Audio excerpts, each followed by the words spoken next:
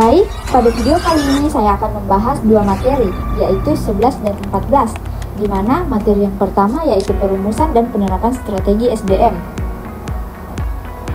Pertama-tama, alasan saya memilih materi 11 tentang perumusan dan penerapan strategi SDM dan materi 14 tentang strategi hubungan karyawan, karena kedua materi ini sangat penting untuk dipahami bagaimana strategi SDM dirancang dan diimplementasikan secara efektif melalui model proses manajemen strategi, perumusan, implementasi, dan kajian strategi, sekaligus memperkuat aspek hubungan karyawan melalui pemahaman dasar-dasar strategi, hubungan karyawan, serta komunikasi organisasi, dan partisipasi dalam strategi hubungan kerja, sehingga dapat menciptakan sinergi antara pencapaian tujuan organisasi dan terciptanya lingkungan kerja yang harmonis.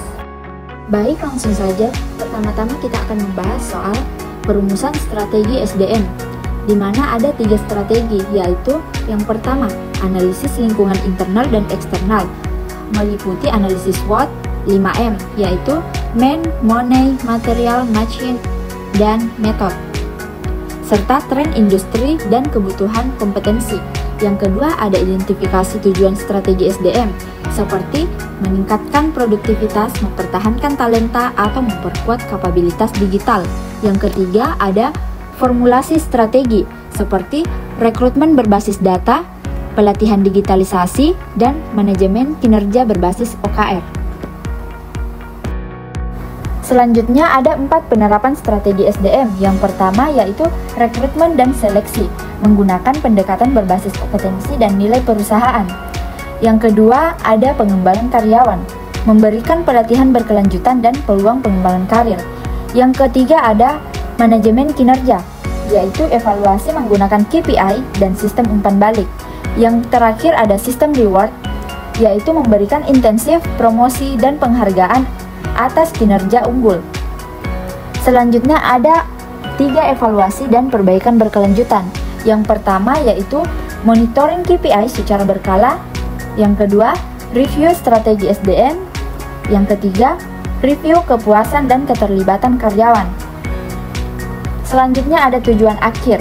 Yang pertama, menarik dan mempertahankan talenta terbaik. Yang kedua ada meningkatkan produktivitas dan daya saing. Yang terakhir ada membangun budaya organisasi yang kolaboratif dan inovatif.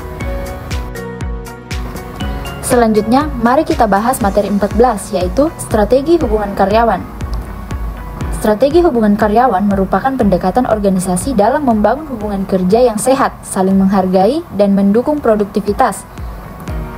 Ada 3 elemen pentingnya. Yang pertama yaitu kebijakan dan praktik ketenagakerjaan adalah organisasi harus memiliki kebijakan yang jelas tentang hak dan kewajiban karyawan serta prosedur manajemen hubungan kerja yang adil. Yang kedua ada keterbukaan dan kepercayaan, yaitu komunikasi yang terbuka dan saling percaya membentuk dasar hubungan kerja yang kuat. Manajemen harus transparan dalam pengambilan keputusan yang mempengaruhi karyawan. Yang terakhir ada manajemen konflik dan negosiasi. Konflik tidak dapat dihindari dalam dunia kerja. Oleh karena itu, perusahaan perlu menerapkan strategi resolusi konflik dan negosiasi yang konstruktif dan profesional.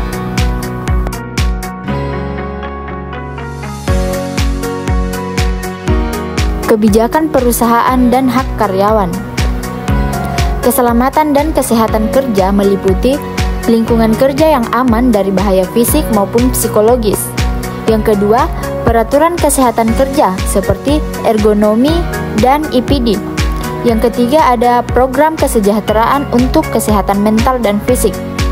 Adapun hak-hak karyawan, yang pertama yaitu kompensasi adil sesuai dengan beban kerja dan peraturan perundangan. Yang kedua, kesempatan setara tanpa diskriminasi. Yang ketiga, kebebasan berserikat untuk menyuarakan aspirasi kolektif. Dan yang terakhir, privasi dan data pribadi harus dijaga oleh perusahaan dengan sistem keamanan yang memadai.